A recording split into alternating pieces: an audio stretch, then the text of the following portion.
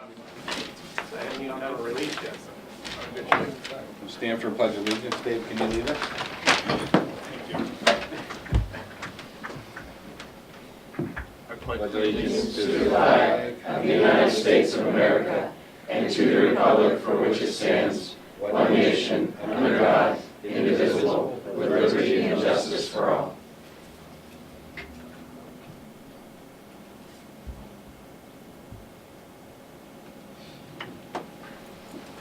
Thank you. We'll turn it over to Mr. Polito first. So I'm going to move the agenda around a little bit and start with item number 3, the financial plan. And I'd just like to take this opportunity to introduce Mr. Charles Zogby. He's our financial administrator. He's been on board here for a couple weeks now, and I think we've made a lot of progress on the plan. We're really, at this point, kind of in a holding pattern as we're waiting for PFM to update the projections and then pull that information together. But at this point, I think it's been a very positive relationship, and we've been on the same page that, you know, this isn't just about finances, but we need to make sure that we take care of our kids and include some of the needs that are coming out of the strategic plan into our financial plan. So, Charles? Thank you. Good evening, everyone. I've had a chance to meet most of you. If I haven't, I'll make sure to get around and say hello, but I really just wanted to thank publicly the superintendent and the school board president. Everyone has really been very welcoming here, and moreover, I think it's been a great start to the exercise.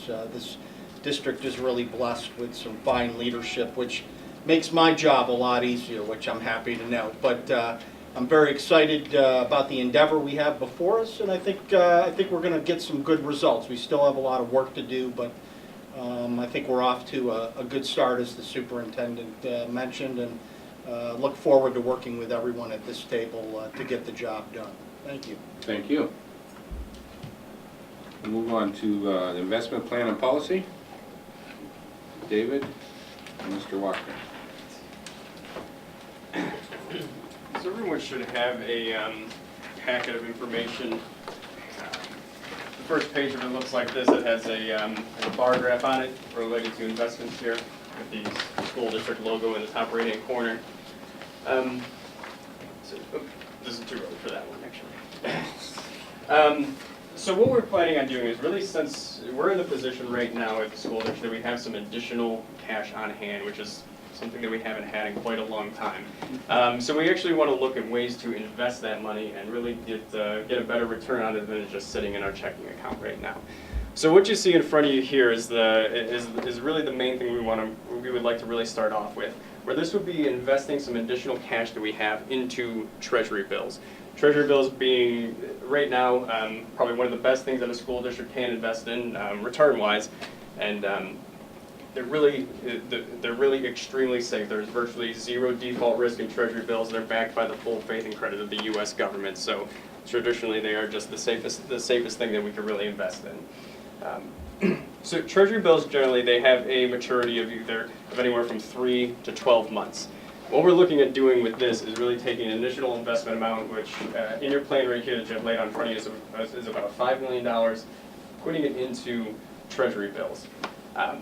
What this plan really does out here is really staggers those maturities, so we have an amount maturing every 3 months to come back to us. So as the money is really needed, it's still sort of somewhat liquid. We have access to it every 3 months. If we don't need that money at that time, we can reinvest it 12 months out. So we still keep that 3-month cycle going where we get money every 3 months. So the initial setup of this $5 million, we see off to the side, our gross return would be just over 2%, about 1.75 or 1.76 after fees and everything. That gross amount would just go up after we complete a full cycle of this, and we're able to invest 12 months every single time.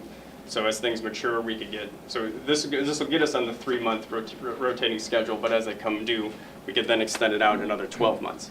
So the goal would be after a full cycle, everything be invested in that higher end, the 2.16% there for the treasury bills. So that really would give us basically the 3-month maturity, give us liquid assets when we do need it at certain times. but we're, on the next page, there's there's a summary sheet for, it's from the Pennsylvania School District Liquid Asset Fund. I have the second row down I have highlighted in there. It's what they call their full flex investment pool. And what this offers us is weekly liquidity. So we could put money into this account whenever we want, but they call it weekly liquid because we can pull money out of it every Tuesday. So we don't have full access to that money at all times like we would in a checking account, but we don't have to tie things up for 3 months like we do with treasury bills. So what this would do is that if we have money and we need it maybe 1 month from now or 2 months from now, we could still put it into a separate account, get better interest off of it, and pull it back into our general fund account when we do need that money to actually spend. So this would be sort of really how we really see this one happening, is it being sort of a self-managed sweep account. It would keep a basic balance in our general fund account to cover all of the amounts that are coming due, and anything over that we could put into this full flex account to get a better interest rate on it. Any question from these two investment things that I just laid out there? Mr. President? Yes, go ahead. The initial investment of the $5 million, in the event that we needed to withdraw a portion of that, would we still have the same rates available to us on the balance of those funds Yes. that remain? Yes, so whatever we leave in there would still be maturing according to those schedules, but if we did pull out early, there would be, we would take a little bit of a hit. That's why we would want to take what we would consider a conservative balance to put it in there, because we're really tying it up for those periods of time there. And really the $5 million came about because really as we're coming in the summer here, it's really a lower cash flow time for the school district. We have really less money coming in. After our June 1st basic education subsidy payment, from June 1st really until about the middle of August, we don't have large cash flows coming in. The middle of August being when our real estate tax money starts coming in again. So really in really August through December, when our real estate tax money comes in, those 5 months is going to be about $40 million in cash that comes in at that period of time. So all of that's front loaded in the beginning of our fiscal year, where after those 5 months we get none of that real estate tax money really at the end of it. So what I really see happening is that when we get to that September time, when we make our debt payments that are maybe due September 1st, and we know we have enough money to meet our current obligations, we'll probably have an additional amount of money that we could invest into more treasury bills. We could stagger the maturity out every 3 months, or we can maybe make it all mature in 9 months, so it would be available next summer, again, when we're in a lower cash flow period of time. So we can make those decisions as we go and get into that, but $5 million I think is a very conservative amount that we can make it through the summer, no problem, before that really next maturity happens. I know, well, is this a specific type of program? Because my experience with T-bills is you make an investment of X dollars for a 90-day T-bill or a 1-year T-bill. Again, it's back through, there's no risk involved. But my experience has been that the T-bill rates fluctuate almost daily, depending upon what the market's doing. So is this a specific program that is something other than, I mean, it could be based on the 90-day T-bill rate, but look, these may be forecasted rates, not locked in stone, right? So these rates would be, if we were, as of April 20th, when I had a discussion with PNC about this, those were the rates, as if we invested that $5 million with those maturity dates on that day, we would be guaranteed those yields.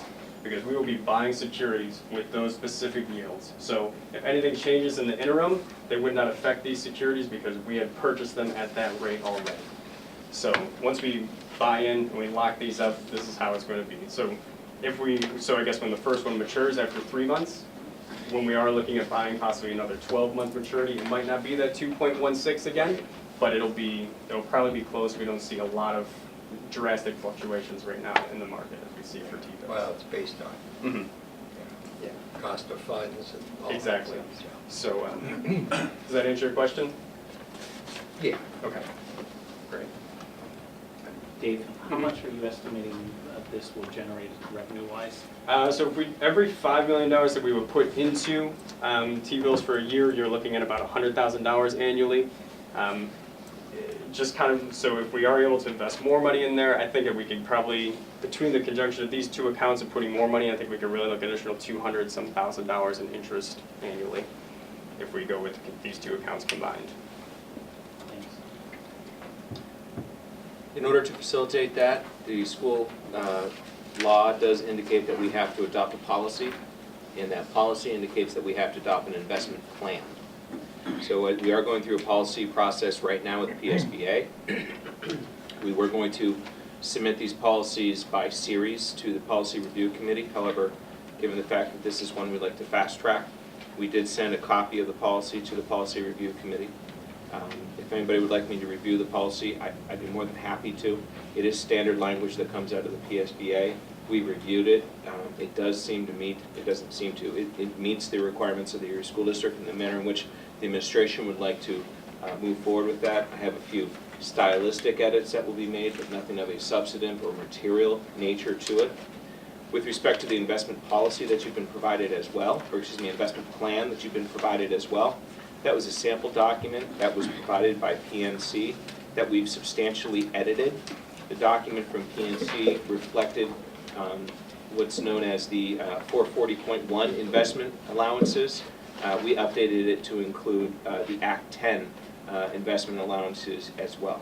So there's, it's a very solid conservative investment plan, I believe, but if you were to move forward with this and agree to put this on the agenda, there would be 3 resolutions. The first of which would be adoption of policy 609. The second of which would be the designation of the office, the individual holding the office of controller to serve as the investment investment officer for the district. And lastly would be the adoption of the 2017-2018 investment plan. Any questions?